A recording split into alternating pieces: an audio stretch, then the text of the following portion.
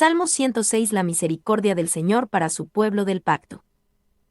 Este salmo es la contraparte oscura de su predecesor, una sombra proyectada por la voluntad humana en su larga lucha contra la luz. Derek Kidner.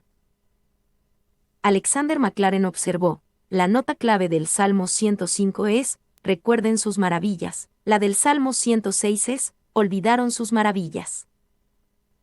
La historia de Israel se escribe aquí con el objetivo de mostrar el pecado humano, incluso cuando el salmo anterior se compuso para magnificar la bondad divina. Es, de hecho, una confesión nacional. Charles Spurgeon. A alabanza y oración. 1. Alabar a Dios porque para siempre es su misericordia. Aleluya. Alabad a Jehová, porque Él es bueno, porque para siempre es su misericordia. Aleluya. Este salmo comienza como terminó el salmo anterior, diciendo aleluya. El Salmo 105 da alabanza por los muchos dones y bendiciones de Dios para Israel. Este salmo alaba la gran misericordia de Dios para con un Israel a menudo rebelde e ingrato. Alabad a Jehová. Hay un sentido de súplica en esta frase, como si el salmista estuviera desesperado por obtener una mayor gratitud de sí mismo y del pueblo de Dios, especialmente a la luz de su bondad. Y, porque Él es bueno, ciertamente, el pensamiento de la bondad inefable de Dios precede más apropiadamente a la confesión del salmista, porque nada derrite tanto un corazón en arrepentimiento como el recuerdo del amor de Dios, y nada aumenta tanto la maldad del pecado como la consideración de la bondad paciente que ha burlado durante mucho tiempo. McLaren. C. Porque para siempre es su misericordia. El resto de este largo salmo describirá la gran misericordia de Dios, el leal pacto de amor de Dios, para con un Israel desobediente. Y, dado que el hombre no deja de ser pecador, es una gran bendición que Jehová no deje de ser misericordioso. Spurgeon. 2. A pesar de toda su exposición de la ingratitud del hombre, este es un salmo de alabanza, porque es la extraordinaria paciencia de Dios la que emerge como el tema real. Kidner. 2:2-3. Alabar a Dios por sus poderosas obras. ¿Quién expresará las poderosas obras de Jehová? ¿Quién contará sus alabanzas? Dichosos los que guardan juicio, los que hacen justicia en todo tiempo. ¿Quién expresará las poderosas obras de Jehová? En medio de su alabanza, el salmista reconoce que su alabanza no era suficiente. Las poderosas obras de Dios son tantas que están más allá de toda descripción. Debido a esto, no podemos contar completamente todas sus alabanzas. ¿Y quién es suficiente para una obra que exige lenguas y arpas de ángeles? Orn. Dichosos los que guardan juicio, aquellos que caminan en obediencia a Dios, guardan juicio, hacen justicia, hacen su parte al contar las alabanzas de Dios. Y dichosos los que tienen principios correctos y prácticas rectas. Esta es una alabanza real y sustancial a Dios. Poner las gracias en acción es la evidencia de la acción de gracias, y la buena vida del agradecido es la vida de agradecimiento. 3:4-5. Oración para ser visitado por la salvación de Dios. Acuérdate de mí, oh Jehová, según tu benevolencia para con tu pueblo, visítame con tu salvación, para que yo vea el bien de tus escogidos, para que me goce en la alegría de tu nación, y me gloríe con tu heredad. Acuérdate de mí, oh Jehová. Con un prefacio y un fundamento de alabanza, el salmista sentía que la puerta estaba abierta para pedirle ayuda a Dios. Sabía que el que Dios se acordara era despertar su acción compasiva. Que Dios lo visitara significaba que vendría con su salvación, trayendo liberación del problema actual. Y Orne llamó a la oración de los versículos 4-5. La petición más espiritual y celestial que el cristiano más devoto puede llevar al trono de la gracia. Visítame con tu salvación. La súplica se hace como si el salmista estuviera demasiado enfermo como para ir al médico para recibir la atención necesaria, y debiera hacer que el médico lo visitara. Y no hay salvación fuera del Señor, y Él debe visitarnos con ella o nunca la obtendremos.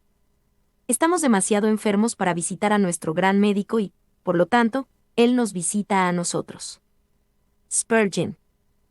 C. Para que yo vea el bien de tus escogidos, se dan 3 razones para la solicitud, cada una relacionada con el honor y la fama de Dios. Para que yo vea el bien, Señor, quiero ver a tu pueblo bendecido por tus poderosas obras en su favor. Para que me goce, Señor, quiero ser parte del gozo de tu pueblo bendecido y redimido. Y me gloríe, Señor, quiero ser parte de tu victoria y de la victoria de tu pueblo. Ve confesión del pecado de Israel y la necesidad de la misericordia de Dios. 1, 6-7, la culpa de Israel en el pasado y en el presente. Pecamos nosotros, como nuestros padres, hicimos iniquidad, hicimos impiedad. Nuestros padres en Egipto no entendieron tus maravillas, no se acordaron de la muchedumbre de tus misericordias, sino que se rebelaron junto al mar, el mar rojo. Pecamos nosotros, como nuestros padres. Este salmo se enfoca principalmente en el repetido fracaso de Israel a lo largo de su historia. Sin embargo, el cantor de este salmo no veía el fracaso como algo solo del pasado de Israel. Identifica a su generación actual con el Israel de antaño, y lo relaciona con su pecado, su iniquidad y sus malas acciones. Y esta es una confesión de pecado notablemente humilde y directa. Tal oración se encuentra en la más cercana relación con el tema del Salmo, que saca el oscuro registro del pecado nacional, a fin de llevar a ese arrepentimiento nacional. Precisamente porque la esperanza de la restauración es fuerte, la delineación del pecado es implacable. McLaren. 2. Pecamos nosotros, como nuestros padres. Los pecados de los padres a menudo se reflejan en sus hijos, y cada nuevo reflejo, en lugar de ser más débil, es más fuerte que el anterior. Orn. 3. Se puede decir que los hombres pecaron con sus padres cuando los imitaron, cuando siguieron los mismos objetivos y convirtieron sus propias vidas en meras continuaciones de las locuras de sus padres. Spurgeon. Nuestros padres en Egipto no entendieron tus maravillas. Según las líneas del versículo 6, entendemos que esto sugiere, nuestros padres pecaron y se rebelaron, y nosotros también. El salmista cuenta sobre el pecado de Israel en Mara, poco después de venir del Mar Rojo, Éxodo 15, 22-27. Y no se acordaron de la muchedumbre de tus misericordias, el contraste entre los actos de amor, v7, pl. De Gist, NVI, bondad, del Señor y la falta de respuesta de Israel dramatiza la grandeza del amor y la salvación de Dios. Él liberó a un pueblo que no respondía a su amor. Benchmeren. 2, 8-12, la misericordia de la salvación de Dios para el Israel rebelde. Pero Él los salvó por amor de su nombre, para hacer notorio su poder. Reprendió al mar rojo y lo secó, y les hizo ir por el abismo como por un desierto. Los salvó de mano del enemigo, y los rescató de mano del adversario. Cubrieron las aguas a sus enemigos, no quedó ni uno de ellos. Entonces creyeron a sus palabras y cantaron su alabanza. Pero Él los salvó por amor a su nombre. Los israelitas respondieron a la gran liberación de Dios con ingratitud y rebelión. A pesar de todo eso, Dios respondió con un rescate, pero no solo por el bien de Israel. Él los salvó para hacer notorio su poder. Y, por lo tanto, la historia de Israel es tanto la historia de la misericordia, fidelidad y longanimidad de Dios como la historia de la infidelidad y la incredulidad de Israel. De hecho, es en el contexto de su pecado que la paciencia de Dios se ilumina más plenamente. Boyce. 2. Por amor de su nombre, el Señor guarda celosamente su propio nombre y honor. Nunca se dirá de él que no puede o no salvará a su pueblo, o que no puede abatir la altivez de sus desafiantes enemigos. Este respeto por su propio honor lo lleva siempre a obras de misericordia, y por eso es muy posible que nos regocijemos de que sea un Dios celoso. Spurgeon. Reprendió al Mar Rojo. Se recuerdan las grandes obras de Dios. Desde la división del Mar Rojo hasta la destrucción del ejército egipcio, cubrieron las aguas a sus enemigos. Entonces creyeron a sus palabras, y cantaron su alabanza. La reacción de Israel a las obras salvadoras de Dios no fue todo rebelión y desobediencia. Hubo ocasiones en que confiaron en las palabras de Dios y lo alabaron con cánticos. Por ejemplo, Éxodo 15. Y Spurgeon detectó una falla incluso en esta confianza y alabanza. es decir, creyeron en la promesa cuando la vieron cumplida, pero no antes de eso. 3. 13 a 15. Debido a su pecado, Dios les dio mortandad. Bien pronto olvidaron sus obras, no esperaron su consejo. Se entregaron a un deseo desordenado en el desierto, y tentaron a Dios en la soledad. Y Él les dio lo que pidieron, mas envió mortandad sobre ellos. Bien pronto olvidaron sus obras. Israel pasó rápidamente de la fe y la celebración de las obras de Dios. Versículo 12, a la ingratitud y la desobediencia. Su codicia por las cosas físicas y materiales, deseo desordenado, fue un factor importante en esto. Números 11. Y, bien pronto olvidaron sus obras. En la hora de la liberación, la fe ayudada por la vista es fuerte y fácil de cantar. Pero la tensión y el estrés regresan directamente. El pasado del poder de Dios es olvidado y no se busca su consejo. Morgan. 2. ¿Es así contigo? Ves los milagros de Dios, pero a la primera señal de una nueva oposición te olvidas de lo que Dios ha hecho y pronto te rebelas contra lo que supones que es tu vida dura y dolorosa. Entonces, cuando Dios te salva de nuevo, cantas sus alabanzas pero pronto olvidas incluso esa liberación. Eso es exactamente lo que tú y yo somos. Bois. 3. Se entregaron a un deseo desordenado. El hebreo para esta frase es simplemente una repetición de la palabra deseo como en, desearon un deseo. B. Y tentaron a Dios en la soledad. El salmista repite la idea del Salmo 78 horas y 18 minutos, que habla de los israelitas probando a Dios con su incredulidad con respecto a su capacidad para satisfacer sus necesidades en el desierto. C. Y Él les dio lo que pidieron, mas envió mortandad sobre ellos. Dios les dio a los israelitas la carne que ansiaban. Números 11. Sin embargo, la carne también se envió con una maldición asociada, y lo que querían se convirtió en algo malo. El hijo pródigo y Lot son otros dos ejemplos de aquellos que recibieron lo que querían, pero fueron a la ruina a causa de ello. Y, cuando permitimos que los anhelos impíos gobiernen nuestras vidas, Dios puede enviar lo que anhelamos y también mortandad a nuestra alma. Es mejor negarse a uno mismo esos anhelos, pero disfrutar de un alma gorda y sana. Obtuvieron lo que deseaban, pero sus almas morían de hambre. Meyer. 2. Porque quienquiera que ponga sus ardientes deseos de manera obstinada en el bien material, y tenga éxito en asegurar su gratificación, gana la pérdida de una naturaleza espiritual marchita. La carne bien alimentada hace almas hambrientas. McLaren. 3. Él les dio lo que pidieron. No trates de imponer tu voluntad a Dios. No insistas en nada con demasiada vehemencia, deja que Dios elija. Siempre que solicites cosas que no han sido definitivamente prometidas, pídele a Dios que no te las conceda, a menos que sea lo mejor. Meyer. 4. El juicio mencionado aquí, y en Números 11, fue estricto, pero fue una ayuda para los israelitas porque les enseñó a no dejarse gobernar por sus antojos y lujurias. Llegaron a llamar a este lugar Kibrot Ataba, que significa tumbas del deseo, Números 11:34. Desde entonces, muchos han permitido que sus deseos se conviertan en sus tumbas. 4. 16 a 18. Debido a su pecado, Dios envió fuego y juicio. Tuvieron envidia de Moisés en el campamento, y contra Aarón, el santo de Jehová. Entonces se abrió la tierra y tragó a Datán, y cubrió la compañía de Abiram. Y se encendió fuego en su junta, la llama quemó a los impíos. Tuvieron envidia de Moisés. Esto se refiere a la rebelión encabezada por Coré, registrada en Números 16. Coré creía que Moisés y Aarón eran arrogantes y orgullosos, y los acusó, basta ya de vosotros.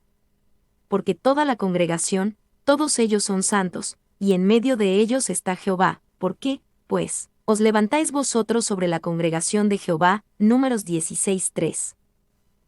Y los fariseicos ataques contra el liderazgo espiritual y temporal de Moisés en Números 16:3 y 16:13 se desenmascaran con las sencillas palabras: tuvieron envidia.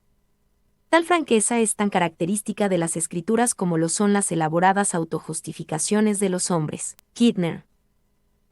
2. ¿Quién puede esperar escapar de la envidia cuando el más manso de los hombres estuvo sujeto a ella? Cuán irrazonable fue esta envidia, porque Moisés era el único hombre en todo el campamento que trabajaba más duro y tenía que soportar más. Deberían haber simpatizado con él, envidiarlo era ridículo. Spurgeon.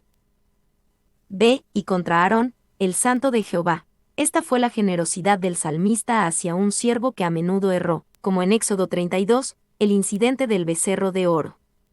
Cualesquiera que sean las faltas que tuvo Aarón, él fue el sacerdote designado por Dios y Coré dirigió su rebelión tanto contra Moisés como contra Aarón. C. Entonces se abrió la tierra y tragó a Datán. Coré tuvo dos conspiradores principales, Datán y Abiram. Dramáticamente, Dios abrió la tierra y ellos fueron tragados en la grieta gigante. Números 16, 31, 33. D. La llama quemó a los impíos. Números 16:35 describe el fuego que consumió a 250 hombres que también conspiraron con Coré. 5. 19-23. Debido a su pecado, Dios se puso en contra de Israel. Hicieron becerro en Horeb, se postraron ante una imagen de fundición. Así cambiaron su gloria por la imagen de un buey que come hierba.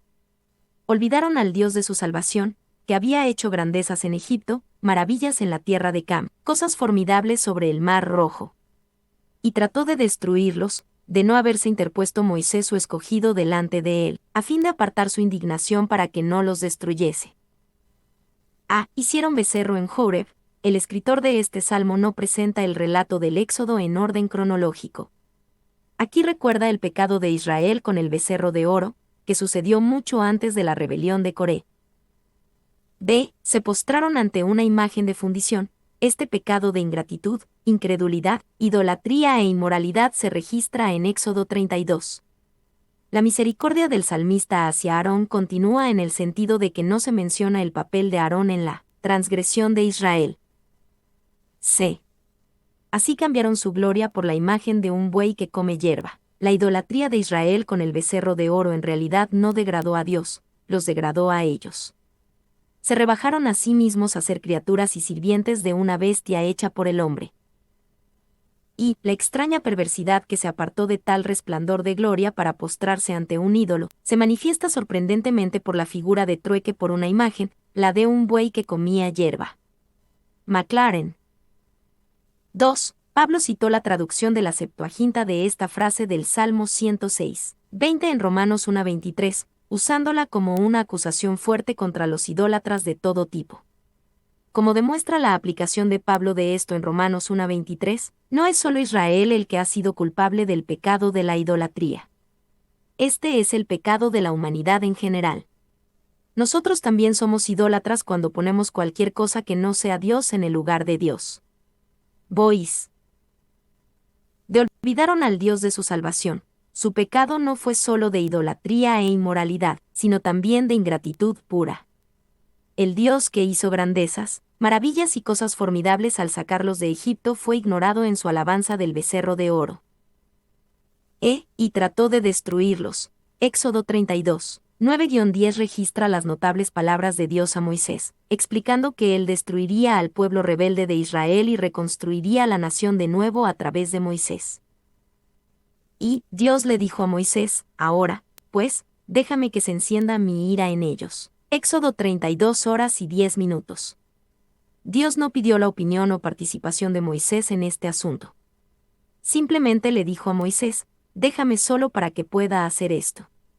La impresión clara fue que si Moisés no hacía nada, el plan seguiría adelante. F. De no haberse interpuesto Moisés su escogido delante de él, Moisés hizo algo, no nada. No dijo de manera fatalista, bueno, lo que sea que Dios vaya a hacer, eso hará. Moisés suplicó al Señor, pidiéndole que apartara su indignación, porque en un sentido más amplio él creía que este era el corazón de Dios. Éxodo 32:11-13. Dios respondió la oración de Moisés, e Israel se salvó. Y interpuesto. La metáfora interpuesto deriva del lenguaje militar, que significa la valentía de un soldado que está parado en la brecha del muro, dispuesto a dar su vida para proteger del enemigo. Cf. Ezequiel 22:30. Así que Moisés se mantuvo valientemente en la presencia del Dios Todopoderoso en nombre de Israel. Benchmeren. 2. Como un valiente guerrero que defiende el muro cuando hay una abertura para el adversario y la destrucción se precipita sobre la ciudad, Moisés detuvo el camino de la justicia vengadora con sus oraciones. Spurgeon. 3. Dios había hecho un seto o muro alrededor de ellos, pero ellos habían hecho una brecha o hueco en ella con sus pecados, en la cual el Señor, quien ahora con justa razón se había convertido en su enemigo, podría entrar para destruirlos, lo cual ciertamente habría hecho, si Moisés, por su intercesión prevaleciente, no lo hubiera estorbado. Paul.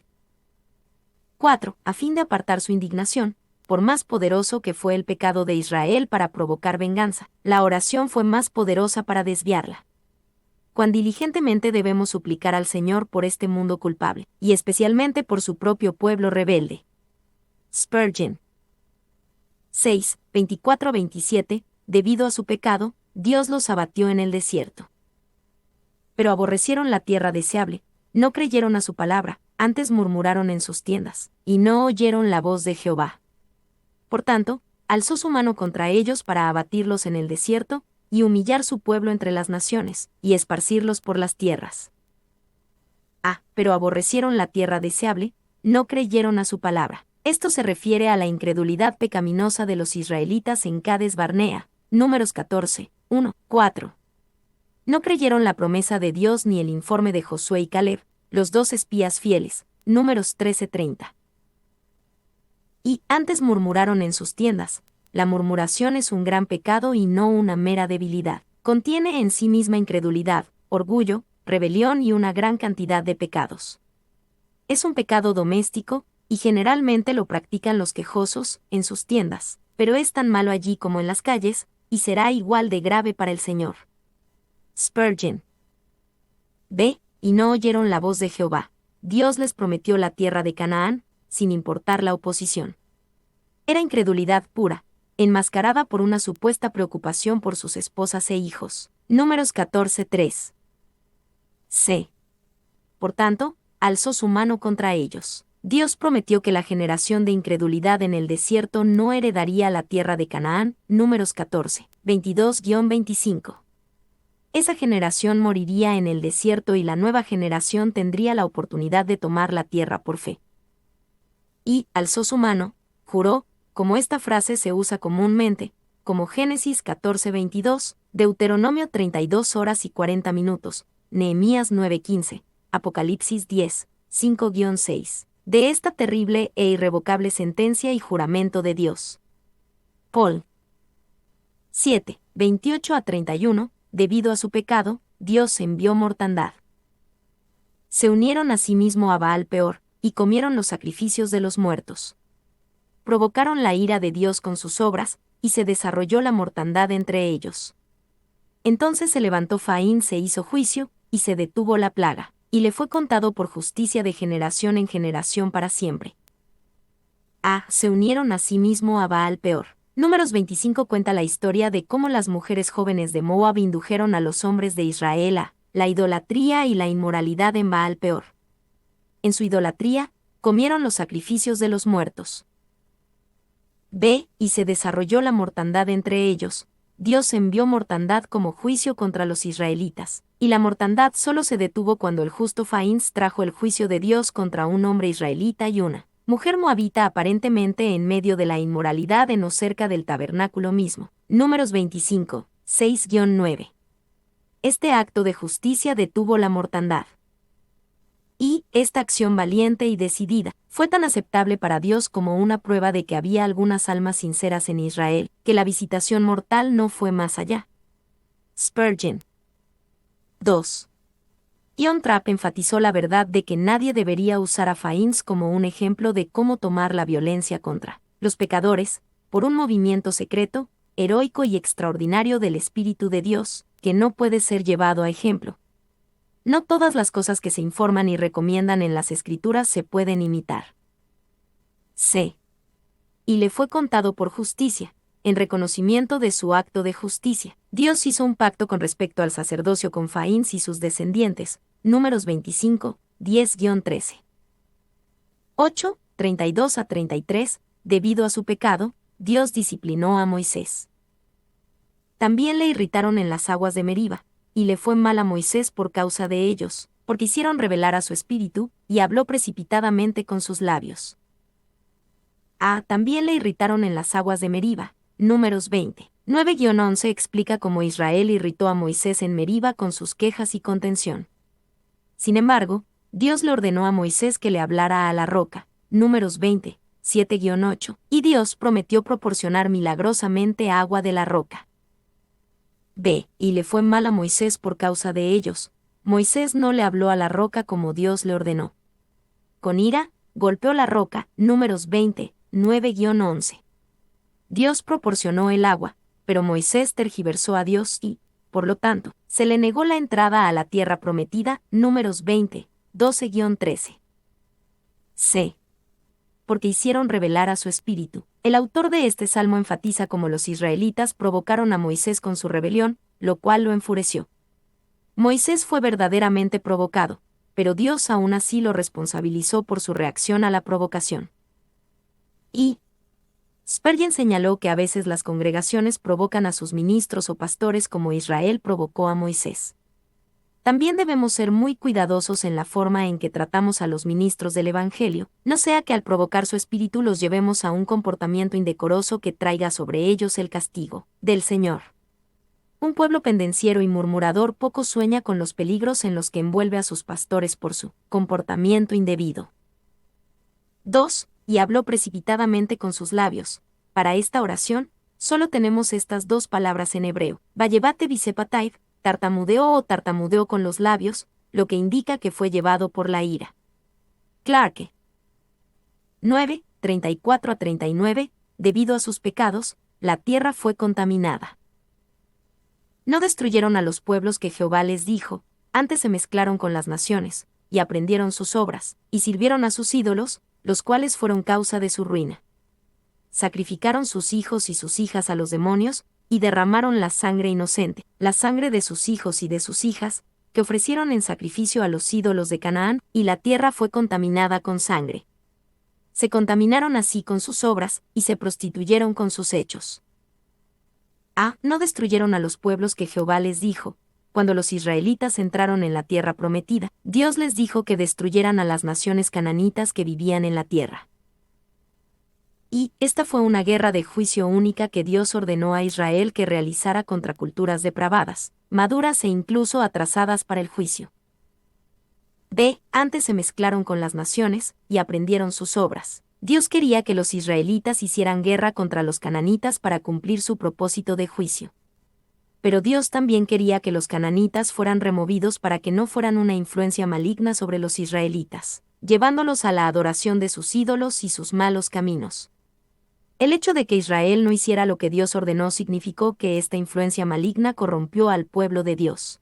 Encontraron malas compañías y se deleitaron en ellas. Con aquellos a quienes deberían haber destruido, se hicieron amigos. Teniendo suficientes defectos propios, todavía estuvieron listos para ir a la escuela con los inmundos cananitas y educarse aún más en las artes de la iniquidad. Spurgeon. Se sacrificaron sus hijos y sus hijas a los demonios. Uno de los peores ejemplos de esta influencia maligna fue la adoración de Israel a Moloc, un dios cananita a veces adorado con sacrificio de niños. A los demonios no adoraban a Dios, como pretendían y a veces pensaban, sino a diablos en sus ídolos, y que los espíritus que los idólatras paganos suponían que habitaban en sus imágenes, y que adoraban en ellas, no eran dioses ni buenos espíritus, como se imaginaban, sino espíritus malignos o demonios. Paul. 2 demonios, los diablos se llaman aquí Sedim, destructores, en oposición a Shaddai, el Todopoderoso, y dignos, porque hacen su trabajo perder y despojar a la gente de sus hijos más queridos. La tierra fue contaminada con sangre, hasta que prevalezca la justicia. La sangre de los inocentes asesinados clama a Dios, Génesis 4:10, y contamina a una nación a los ojos de Dios, Números 35 horas y 33 minutos. La tierra prometida, la tierra santa, que era la gloria de todas las tierras, porque Dios estaba allí, fue profanada, por las manos rojas de sangre de sus padres, que los mataron para rendir homenaje a los demonios. Spurgeon. Se contaminaron así con sus obras, tanto en la atmósfera que permitieron como en las obras que hicieron. Israel se contaminó a sí mismo, y con sus propias obras. La misma declaración podría decirse sobre muchos del pueblo de Dios hoy. 10. 40-43. Debido a su pecado, Dios los entregó a sus enemigos. Se encendió, por tanto, el furor de Jehová sobre su pueblo, y abominó su heredad. Los entregó en poder de las naciones, y se enseñorearon de ellos los que les aborrecían. Sus enemigos los oprimieron, y fueron quebrantados debajo de su mano. Muchas veces los libró, mas ellos se rebelaron contra su consejo, y fueron humillados por su maldad. Se encendió, por tanto, el furor de Jehová sobre su pueblo. La ira de Dios ardió con justicia contra los israelitas por todos los pecados mencionados en este largo salmo. En cierto sentido, él abominó su heredad, y la entregó a una severa corrección. Y es difícil decir hasta dónde puede arder la ira divina contra aquellos a quienes ama en su corazón, pero ciertamente Israel lo llevó al extremo. Spurgeon. Los entregó en poder de las naciones. Este parece ser un salmo de exilio, especialmente a la luz del versículo 46, escrito después de la conquista y el exilio forzado de Judá. Esta entrega de Israel en poder de las naciones no fue simplemente una derrota en unas pocas batallas, sino su completa conquista y virtual despoblación de la tierra, y se enseñorearon de ellos los que los aborrecían. Y, en su Dios habían encontrado un maestro bondadoso, pero en aquellos con quienes habían buscado perversamente compañerismo, encontraron déspotas de la clase más bárbara. Spurgeon. Muchas veces los libró. Una vez más se considera la ingratitud básica de Israel. Dios los libró, pero ellos se rebelaron. Tal ingratitud no podía quedar sin respuesta para siempre. Con el tiempo, después de mucha paciencia por parte de Dios, Israel fue humillado por su maldad. La gran misericordia de Dios para Israel. 1. 44-46. Debido a su misericordia, Dios escuchó su clamor de aflicción. Con todo, él miraba cuando estaban en angustia, y oía su clamor, y se acordaba de su pacto con ellos, y se arrepentía conforme a la muchedumbre de sus misericordias. Hizo asimismo que tuviesen de ellos misericordia todos los que los tenían cautivos. Con todo, él miraba cuando estaban en angustia. Después de la descripción de la corrección de Dios a Israel en las líneas anteriores, la frase, con todo, viene como un indulto maravilloso y lleno de gracia. A pesar del juicio que merecían, Dios miraba cuando estaban en angustia, y se acordaba de su pacto con ellos. Y, aunque el pueblo le fue infiel, Dios, sin embargo, les fue fiel, por lo que un salmo que trata de los pecados del pueblo de Dios puede terminar con una nota positiva. Boiz. 2. El pacto olvidado por los hombres es, sin embargo, recordado por él. El número innumerable de sus misericordias, mayor que el de todos los pecados de los hombres, asegura el perdón después de las transgresiones más repetidas. Maclaren. Se arrepentía conforme a la muchedumbre de sus misericordias. Pudo haber sido diferente. Dios pudo haber tratado con Israel solo sobre la base de su pecado y su justo juicio. Sin ignorar su pecado, Dios decidió tratar con ellos conforme a la muchedumbre de sus misericordias. Hizo asimismo que tuviesen de ellos misericordia. Un aspecto de la misericordia de Dios para con Israel fue darles favor con las naciones donde sufrieron el exilio. Todos los que los tenían cautivos sintieron pena por sus cautivos israelitas y los trataron en consecuencia. Y esto fue particularmente cierto en cuanto al cautiverio babilónico, porque Ciro les dio su libertad. Darío los favoreció y les concedió varios privilegios. Y Artajerjes envió de regreso a Nehemías y lo ayudó a reconstruir Jerusalén y el templo. Clarke. 2. 47-48. Orar y alabar al Dios de gran misericordia. Sálvanos, Jehová Dios nuestro, y recógenos de entre las naciones, para que alabemos tu santo nombre, para que nos gloriemos en tus alabanzas. Bendito Jehová Dios de Israel, desde la eternidad y hasta la eternidad, y diga todo el pueblo, amén. Aleluya. Sálvanos, Jehová Dios nuestro, y recógenos de entre las naciones. Este salmo parece haber sido compuesto cuando las misericordias de Dios para con los israelitas en su cautiverio apenas comenzaban a verse. El autor del Salmo toma correctamente esas pequeñas misericordias tempranas como base para pedir con valentía mayores misericordias, que su cautiverio terminara y que pudieran regresar a la tierra. B. Para que alabemos tu santo nombre. El salmista predice que el pueblo de Dios respondería con gratitud, rompiendo el patrón anterior de ingratitud. No se olvidarán, sino que nos gloriemos en tus alabanzas.